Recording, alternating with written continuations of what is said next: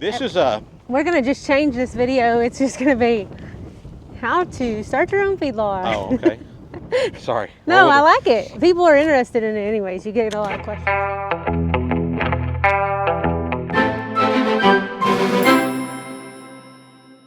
Oh wait, let me get it on you. You're the cutest part of this. What happened? Does it look like a baby mouse? It was just poop. I think, yeah, just a hairball poop or something, you know? Morning, guys. Probably was a baby mouse at one time, but now it's a fertilizer. It's Cody and Erica, Bar 7 Ranch. And today we're gonna just do some feeding with you guys. So normally I feed these steers in our little feedlot pen earlier in the morning than this. It's about 9:30, but we had to run into town and get some feed, some stuff to work on Erica's truck, and I thought, well, we'll just do that first and then we'll come back and feed. But I guess it's a good thing because I may not even feed these steers today because Clarence must have overfed them a little yesterday. I felt like there was a lot of feed in here when he got done. Yeah. But there was still some feed in here when we fed too yesterday. So. Okay. So this is our feedlot, guys, and I know some of you are going to say, hey, that's not a feedlot, that ain't big enough, but you know, we built this last summer just to test the waters and see how well we could do in a direct-to-consumer beef program, and we've done pretty good at it so far. The Lord has blessed us with it. We had 17 in our pens the first time and got those sold at the end of November, and then we bought 20 more to go right back in. So there's 20 of these Angus steers in here on feed. These have been on feed about, let's see, November, December, January, February, March. Not quite 5 months. No, December, January, February, March, about 4 months. So about 120 days. I really want to feed these for about 180 days. I think that's where we'll get the best marbling, the best cutability on our meat. We want to be sure they've got the maturity and they've had the days on feed to get to that choice and prime quality grades that we're looking for. So I prefer to feed Black Angus cattle, and for a couple of reasons. Number one, they perform well for us on our feed ration. They're easy to market. There's a good supply of them out there. There's lots of producers that are producing some high quality cattle, and preferably if I have the choice and I have the ability to buy them, I love the 44 Farms sired cattle. So every one of these steers are sired out of 44 Farms Angus bulls. Actually bought these from 44 Farms themselves. These were some steers that they had a set of embryo transfer cows. I believe it was embryo transfer cows that they transferred the embryos into the cows, and then a little bit later they put in some cleanup bulls just in case the embryos don't take. When the cattle come back into heat, they'll breed, and that's what these are. These are the calves that were out of the cleanup bulls. But they're a really uniform set of calves. They're really good quality. You can see they're doing well on their feed. Our feed ration that we feed, I'll show you guys here. Hello, Bigfoot. We mix this in our TMR mixer, our diet mixer, and it's a mixture of 10% Sudan hay that's been run through our TMR mixer and chopped. So you can see it's chopped pretty fine there. And then we feed whole corn. And on top of that, we'll top dress with a product we call Beef Trait, which what Beef Trait is it's an ionophore, which it allows the microorganisms within the rumen of these steers. It basically feeds those microorganisms. It promotes the bacteria in their stomach that can break down whole corn over the other ones. So it causes that population to grow, and they're able to utilize this whole corn. And I know a lot of folks are saying, well, you know, they're just going to poop that out on the ground. But you can see in this pen right here, I mean, when you look over there's a little bit of kernels, but these steers are gaining over 4 pounds a day. They're converting their feed into gain at less than 6 pounds per head per day, or 6 pounds conversion, which means it takes a little less than 6 on these steers. 6 pounds of feed to turn into 1 pound of gain on this ration right here. So they get as much of this as I can get them to eat, the whole corn and the hay mixture, but the Beef Trait they get is only 3/4 of a pound per head per day, no matter how much corn they eat. So right here, we've got plenty of feed in here to get through the rest of this day. So today all we're going to do is just top dress this with some Beef Trait and call it good. And then tomorrow morning before we head to church, we'll go ahead and feed them again with the mixer. So right now I'm putting a beef trait in, and some of you may ask this, why wouldn't you just mix that in that mixer? And this is a good way to explain this. So if I'd have mixed all this beef trait, said, okay, I think when I fill my mixer up, that gives me 5 to 8 days of feeding, depending on how big the steers are, how many head we've got, what stage of production they're in. And if I mix the beef trait in, if I say, okay, I'm going to get 8 days of feeding out of this, I'm going to mix in enough beef trait to feed these 20 steers for 8 days in there. Well, if we get a bunch of rain or something and it ruins some feed or whatever may happen, I may have to raise and lower the amount of feed I feed each day depending on how much they're taking in. And if my beef trait is mixed in there, they may not get the amount they need each day to keep their pH in their room and at the right spot. So that's why we just top dress it. Now, if we were a big feedlot and I was going to come by and say, okay, I've got 13 pens, I'm going to feed 10,000 pounds between these 13 pens. I'm going to read my bunks in the morning. I put in my call for 13,000 or 10,000 pounds of feed. Then they'll mix in the beef trait that they need in it and feed it all out that day, and it's done. Then I know they're getting what they need. I come back the next day, they've got feed left. I'm going to drop that down to 9,000 pounds, or they've cleaned their bunks up. Hey, we're going to mix 11,000 pounds now for this set of on this ration. We could do it that way, but when we're mixing multiple days of feed in our mixer, it doesn't work as well. This way, I can't guarantee that steer number 47 right there is going to get exactly 3/4 of a pound of beef trait in here, but it's going to be pretty close the way it's spread out in here, and they're going to do well. I mean, they're all doing pretty good. They look like peas in a pod to me. So that's why we don't mix it in, guys. So do you happen to know your dimensions of your feedlot? Well, I forgot them, but we can look real quick. So this is the 20-foot section, 40, 60, hold on, 80. Oh, you're counting, okay. Yeah, I'm counting panels. So okay, these panels, it's 10 foot between posts. So I've got 20, these are 10-foot feeders, 40, 60, 80. You could almost say 90 because that kind of slants off, but we'll just say 80 by 20, 40, 80 by 40. So about 3,200 square foot in this pen for 10 heads. So that's giving them roughly 320 square foot per head. In this pen, the back here is a little bit shorter. It's only 70 foot long, but it's 50 foot wide, so it's actually a little bit bigger. It's 300 or 3,500 square feet. So the steers back there are getting, about 350 square foot per head. And that's really, I could probably put another couple of steers in each pen and still be within the requirements as far as square footage. But 10 of these steers on these feed bunks it pretty well fills the feed bunks up. So I'd have to add some more feeder space if I wanted to add more cattle. But especially when these steers are going to weigh, they're probably weighing 1,300 pounds right now. When they get up there to in that finished weight, when they're going to weigh 1,500 plus, that's about all the feed space, bunk space I'm going to have for those 10 head. So that's our dimensions. We're 80 by 40 here, 70 by 50 there, and it works well across the back of our pen right here. The bigger pen, the 70 by 50, it necks down into an alley that runs behind this pen, the 80 by 40, and allows us to bring them around, and we load them on the other side of the barn over there to take them and weigh them and stuff like that up at our working pens.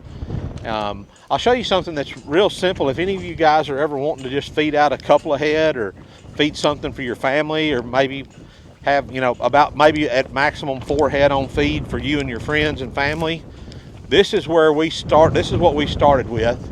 Let's go around here to this feed bunk over here. This is Clancy and Kylie's. This is actually our upgraded. Well, yes, this is an upgrade. It's always been about this size though. Yeah. But yeah, it's an upgraded a little bit as far as the. Because we actually started at the lots. So this pen is 40 by 40, and you can run 4 steers in here. So 1,600 square foot. That's about 400 square feet per animal, and It works really well for, we got to get that water trough cut off. It's running over there. I thought you liked it like that. Well, when it's wintertime, but it's not wintertime, so it's just costing us money. But this 40 by 40 pen works really good, and ours is built out of continuous fence, and it's set up nice. But you can do this with just, you can buy panels and put up, you know, or we had it. It started out as just a wire fence. I wouldn't use a wire fence anymore. I mean, we quickly upgraded to pipe pens just because barbed wire or net wire, I mean, they're going to get to rubbing and scratching on stuff, and they'll demolish one of those kind of fences in no time. But you know, you can buy portable panels. This continuous fence that we use right here, like you see right here that we've got welded up, these panels come in 20-foot sections. They're 4 foot tall. You raise them up off the ground a foot and weld them up. Now they've got them where they just bolt on to wood post, or you can weld some brackets on a metal post and it goes up easy. You don't even have to be a welder or anything like that to make it work. So really, really good products, and I like using that. And then you know, we've kind of fancied it up a little bit. We've put in this, we needed a windbreak back here on the back side of the barn, so we went in and added this. These are reclaimed telephone poles that they've split and stripped down. This stuff is really, really inexpensive. It doesn't cost much. You just have to buy a channel top and weld in top and bottom. But you know, that thing works really good as far as a wind block, and yeah, it works good. The only things that I think you definitely need to have in your steer pen if you're going to feed out some fat cattle is you want some kind of a shade, because it gets hot, especially on these black-hatted cattle. You need some form of shade. So here we just extended our barn and added a lean-to over their feed pen. And in the feedlot here we have, let's get over here. In the feedlot here we have these more shades. They are portable. That's one of the reasons that I looked into getting these, is because I can take a skid steer and pick them up and move them wherever I want to. So say one day we want to go down to the tank and have a day at the tank or something and go swimming or something. If I wanted to, I could pick that thing up with a tractor or with a skid steer, take it down to the tank, and we've got shade there. Or if I decide, hey, I'm going to move these pens, I don't have a solid built structure. I mean, in about 5 minutes, I can take a drill, I can close that thing down, pick it up with my skid steer and move it. Or I could sell it if I ever decided I didn't want it, you know, hey, this isn't working, we don't need these anymore. That's never going to happen. These things are absolutely amazing, and I love them. We've got 2 different styles here of these shades. This one is just, when you raise it up, it's up, and that's the way it stays. And we had some 80-mile-an-hour straight line winds the other day, and I didn't take these things down. You can tell it didn't tear anything up. They didn't blow over. They withstood it, did good. The same winds that got the chicken church, these things made it through with no problem. They're rated up to like 60 though. Oh, is that what it said? I don't really. I think that's what remember. It says on the website. So we probably should have took them down. Probably should have took them down. We didn't think it was just a few gusts. We didn't realize it was coming. But now this shade is, in particular, is pretty cool. The way it's designed is, once you deploy it like it's deployed here, you can actually lower it down, so you can adjust the height of this one. And so if you wanted to drop it down, say 3 or 4 more foot, you could get it down there a little bit lower. That way, if you were like having a picnic or something under it, the shade would be more consistent right around the base of it. Really like them. Really well built here in the United States. Really neat deal. Really neat product. So. And how many head, based on the size of these? I think these are designed to. I think you can cover. I don't even want to say. I think it's 20 or 30 head is what it's designed for. I'm not positive on that. Y'all just need to look up more shade and check that out. But for these 10, it does more than enough shade for what they need. Pun intended? Pun intended. And then here, obviously you got to have shade. You've got to have ample space for them to grow and to have room to move around. A good feed source. You don't have to feed the ration we do. If you can mix your own, you can buy a mixed ration, whatever it is. And then good clean water. A fresh water supply is absolutely essential. We use these Miraco little waters, automatic waterers, but any kind of automatic water, or if you want to fill it up every day, I mean, you can do that, but you know, you just got to be sure you're there every day to fill it up. But We love the automatic waterers. I've had those for years, and they do really good. But these steers are looking pretty good. I'm pretty satisfied with how they're performing right now. When are we going to weigh them again? Probably this week. We need to weigh them this week. So we'll see. We'll have a little more. I've kind of been backing them off their feed. I don't want them to get too big. So I've kind of backed them off a little bit. I hadn't been really just feeding them everything they'll eat. I've kind of been making them clean their bunks pretty good, but they're really looking pretty good. What about, do you have a change coming to your feed program next? Well, so that's a good question. In talking with one of the representatives from 44 Farms, you know, I was talking with him about the performance of these cattle and how they're grading. And, you know, 44 Farms has a program called Prime Pursuits, where their goal is to provide upper 2/3 choice and prime meat for like Walmart. So what they've got a program where if you're buying their bulls and they'll buy your calves back, and then they'll take them and feed them out and everything, and you get all the data back. Well, one of my good friends, my mentor, he runs a bunch of 44 Farms bulls and Black Angus cows, and he gets his statistics back.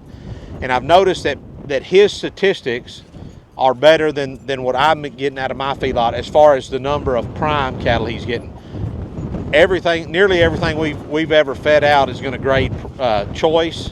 We've had a few that graded select, but it was some crossbred stuff that had a little too much Brahman in it, I believe. But that was in the past. But I mean, I have full confidence that all these cattle right here are going to grade choice or better. But I want to get up as much prime as I can. And what he told me was, he said, well, when you implant these cattle, yes, it helps them to convert better. It helps them their average daily gain increase, which decreases the cost I have because they don't have to eat as much to get big. But he says you compromise a little bit on your quality grade, your prime, choice, select, all that kind of stuff. So I'm thinking what I might do on our next set is not implant them, or I may implant half and not implant half, and just see how they run side by side under the same, you know, like just do a test and see which is working better. Because while I do want these cattle to convert as good as they can and gain as fast as they can, I also want to produce the best quality carcass I can. So if I have to give up a little bit of average daily gain and a little bit of feed conversion, if the number of primes that I get out of that offsets it, it'll be worth it to me. So that'll be interesting to. Sorry, no, maybe you can drop some B-roll footage of the mixer. I'll put a link up in here of one day when we were feeding, so that y'all can watch feeding if you want to watch feeding. I will tell y'all a little about our mixer here, if you think you want to do that. Yeah. So this is a. We're gonna just change this video. It's just gonna be how to start your own feedlot. Oh, okay. Sorry. No, I like it. People are interested in it anyways. You get a lot of questions about maybe this. The wind's blowing about 70 miles. Not really. I mean, it's blowing like 35 ridiculous. Right now. It's annoying. Maybe before Erica gets this up, if the wind dies down sometime this afternoon or tomorrow, maybe I can throw the drone up and I'll give y'all an aerial layout of this and show you what it looks like. And I have a before, which I just found on my computer. I didn't even know we had. I mean, we're almost right at a year since we started building this, because it was like March of last year when we started building the feedlot. That's cool. Right? I don't have any idea. Yeah, because the first cattle went in June last year, and we had just. We really ain't even finished. It. We got a bunch of welding to still do to get it, but it's functioning. So I'm kind of that guy that I get it just where it'll function, and then it's like we'll go back and finish that when we got time. It's kind of like Bub's pickup. Yeah, like it's running, but we ain't got door panels or train horn on. Okay, guys. So this is our mixer. The brand of mixer is Diet, D-Y-E-T, made by Fair, F-E-H-R. This model is a classic. It's a Z as in zebra, S as in Sam, 09, and they have a 7, a 9, and a 10 in the classic series, and then it jumps up to some bigger models. But this model, I think it's rated for right at maybe 7,000 pounds of mixed feed in it. We consistently put more than that in it, but I wouldn't suggest it. But this is called a TMR, a total mixed ration mixer. And it's got a screw inside of it with chopping blades on it. So we can drop a whole round bale in here. It'll chop and grind that bale of hay up. It doesn't grind corn. It just mixes. So once you get your hay chopped, I let our bales of hay run for about 20 to 25 minutes. That gets it into these, 1.5 to 2 inch pieces here. Some of it's a little finer than that, but and then we'll go dump our corn in and run the auger while it's mixing, while the corn's going in, and it'll just mix it all up. And we get a pretty consistent mix like you see here in this. And we've been pulling it with this John Deere 5065E. It is a 65 engine horse, about, I don't know, maybe a 58 engine PTO. This mixer only requires a 50 horse tractor to mix it.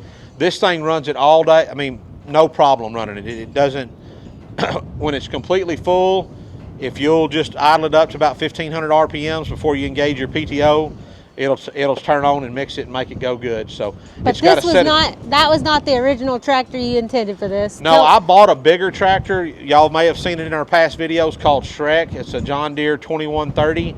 I bought it. It's a 60-year-old tractor, and my goal was, hey, I'm just going to leave it hooked up to the mixer.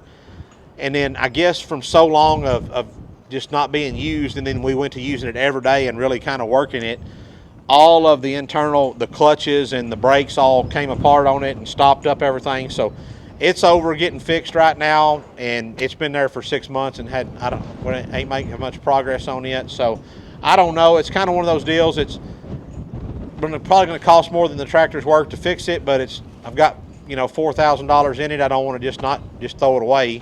So we're still just trying to figure out what we're going to get done on it, but this tractor will do it. In the future, I think, looking back, if I was going to do this again, I would probably jump up to what they have, I believe it's called a 13 model.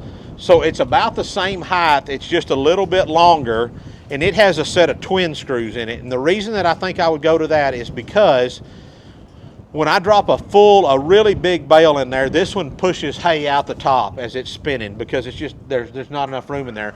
They have, since we've gotten ours, made a little chain system that goes around the top of it that helps prevent that.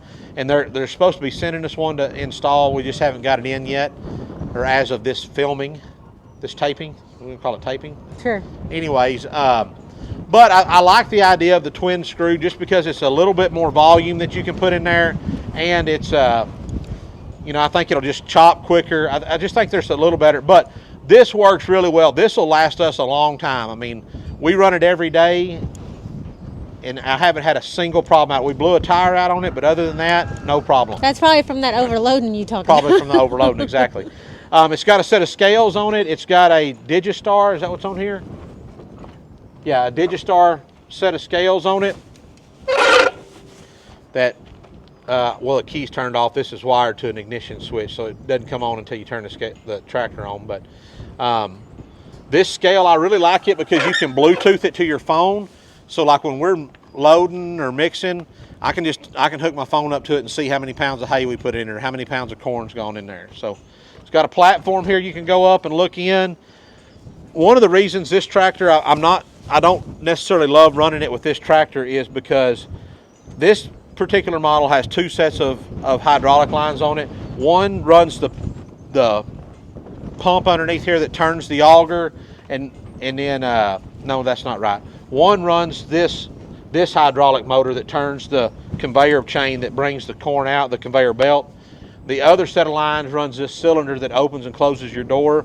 So on this tractor, without installing a Fosse valve or another set of rear remotes, the only way to run them both is you have to set the door where you want it, disconnect it, hook up the one that runs the conveyor chain, run it. When you get ready to go mix, you have to unhook it, close the door, chop your hay, load your corn, raise your door back up, swap your hose. That's just, if I wanted to feed a bunch more feed or something, I can't adjust my door while I'm doing this. So in the future, if we ever upgrade our tractor, I'm going to be sure I get 2, or a minimum of 2, but I'd like to have 3 rear remotes on everything, just in case they do make a model that has a door that raises and lowers depending on where your feed bunks are at, and I think that I would upgrade to that also. So. And the newer model of this doesn't have a thing? They've changed. That's one of the things I love about Diet. We've been working with them for about a year now, and if I call them and say, hey, here's an issue I see with it, and they're like, hey, great idea, we'll make that change now. Like just one simple thing, I talked to the guys, one of the owner, and said, hey, you've got a set of a little deal right here to hang your hydraulic hoses on. The issue is they're right by the PTO shaft. So if that was over here, your hoses would all stay away from any PTO shaft. He's like, hey, I love that idea, simple change, and they're going to change that. The other thing here is, like on ours, when this feed comes around right here, it'll run over and it'll hit here, and then it runs down and falls out the back because of the way this piece is. They've already changed that now. That's no longer there. I think they've got it turned around where there's no lip in there, so when it comes over, it just falls straight down instead of being able to roll and go back into the back. So they're constantly like, hey, listening to input from producers and saying, hey, yeah, we probably need to change that, or there's some things they can't change, and some things are just individual to certain people that, like, hey, I would like it this way, but they're not going to make that change. But if it's like a genuine, like, hey, that's going to make our equipment better, they're more than willing to make those changes. So I love working with those guys. If you're not, maybe you're not going to feed 25 or 30 at a time, or maybe you're not going to, you're just going to feed 1 or 2 like we did for years in this pen, or 4 at a time. One of these kind of gravity feed little trailers like this, while they may be $3,000 or $4,000 brand new, they're a good investment, and they're going to hold their value if you keep them, like we keep ours under a barn. This thing right here for years, guys, we just put a 5-gallon bucket under this. It's got some corn in it, so I'm not going to open it, but you just pull up on that, it gravity feeds into a bucket. You go right over there, you just dump that corn in the bottom of your feed trough. You don't have to have a nice concrete bunk like this. You can just have a regular metal bunk from the feed store. I mean, we've got 2 or 3 of them over there that we used for years. And just dump your corn in. You can buy square bales of hay if you don't have a place to store round bales, or you don't need a round bale. You can buy a square bale of hay. Just shake out a couple of, figure out about a 10% hay ration, and then just sprinkle that hay. Just shake that hay loose on the top of your corn, and dump your beef tray in there. You can feed it that easily, or you can, if you've got a feed store or that has bulk feed, or you've got a mill next to you and you can buy a bulk finishing ration, you can get you one of these trailers like this and run that finishing ration through it. Anytime you can buy in bulk, it's way cheaper than buying sacked feed. Just keep that in mind. You're going to save yourself some money. So. And before we had this trailer, for years we used IBC tote that we rigged up that did the same thing. We like rigged up a door like this. Right. And an IBC tote. I don't know if you can see those over there if they don't know what an IBC tote is over there. I think it's blown out. Hold on, let me show y'all. Yeah, just those big square white plastic totes. Oh, hold on, I accidentally got it on my face. Nobody wants to see that. And I can probably find the picture of Kylie using it and drop it in here. So that's been our natural progression. The first couple of sets of steers that we did, we fed them with a sack feed, and it just, you spend $1,500 on feed, where these steers are feeding for about $400 a head over the same course of time. That's a huge savings to you. We progressed from those sacked feeds to, I took one of those totes, I would fill them full of corn, and I just built a little door like that. I think now you can order them online. They already have them pre-made to just put on the back of those totes. Wow. And we weren't mixing our hay in them. We were feeding hay by the block or by whatever. The block, yeah. We just throw a block of hay in there with the flake, corn. Whatever you call it. And, those are kind of a pain to fill because they have a small hole. Yes, you can cut a bigger hole in them, but at that time we didn't even really have a good place to store that corn where it was out of the rain real good. None of this was back here. The corn was actually, we kept it over at the shop, and the kids would have to fill their buckets up and then bring it over here and feed. From that, we progressed to the next thing we bought was an old gravity feed, like a grain trailer like you use at harvest time. That's kind of like a cotton trailer. It's got a rear axle and a front axle with a tongue on it. And that worked really good because we could haul a lot more corn. We could go just like maybe twice a year and get corn. The issue was you could only pull it about 40 miles an hour when it was full because they whipped real bad. And it was hard to find tires for them, that kind of stuff. So around here, so I was like, you know what? I had a guy that was wanting to buy it, and I could get my money back. I sold him that, and then I went and bought this. This is probably, if I didn't, I would probably go from either just buying. This is my preferred method. If you're just starting out, is if you can find one of these, because the opening up top is easy for any auger to hit, and a lot of farmers, you know, or if you're going to buy bulk from a farmer on his farm, they're not going to want to try to hit a little old tiny hole like that. I mean, you got to have a small auger, and that's time to them. They don't want to waste that time trying to mess with that. But this thing's got a big, almost a 4x4 opening in the top of it. It fills up easy, and you can probably talk any farmer into letting you buy bulk corn from them if it's easy and it doesn't take a lot of time for them to fill it up. So I would go with that. It stores good. You can pull it down the road. I mean, a half-ton pickup would pull this. I mean, you could only put about 5,000 pounds of corn in this, so maybe even like a small SUV, you know, a Tahoe or something like that, or something even smaller. You could pull this with something like that probably, and it's got lights on it. I like that. I mean, this is a good investment. And when you get done with this, I mean, if I wanted to get rid of this today, I could probably get my money back. I don't think it's lost any value. And so that's what I would do. And then just grow. You don't look at what you see on the internet. I mean, a lot of times people look at us and say, oh, well, you know, how'd you got all that stuff? Well, we've been doing it for 20 years, you know, or maybe even a little longer. So we didn't start with this one day. I mean, it took years to build up to the point that we're at now, and we're nowhere where we want, as close to where we want to be or as big as anybody. I mean, there's lots of producers that are feeding more cattle than us, that are doing lots bigger and better things, but just grow at your own pace. Don't compare yourself to everybody else. Just compare yourself to you. Are you further along? Are you better than you were 10 years ago? Are you better than you were 5 years ago?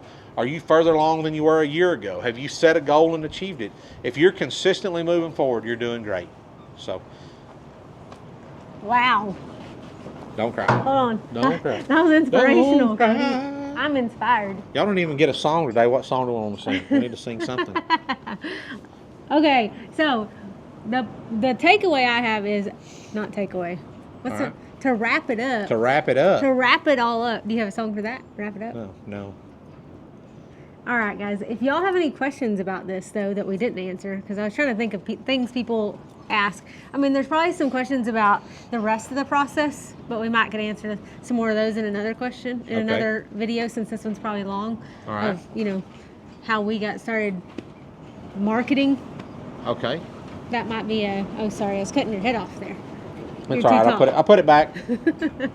So we might can make another video with those kind of things. But if you have questions about this side of the process, or the questions you have about marketing your cattle and getting them to the butcher and how to do that, drop those down. Yeah, let us know any questions you got, and then we'll see y'all next time. Until then, keep ranching, and praying. You want a kiss then? No, this is not that kind of channel. Not. Thanks, dear. Oh yeah, sorry. I'll cut that part.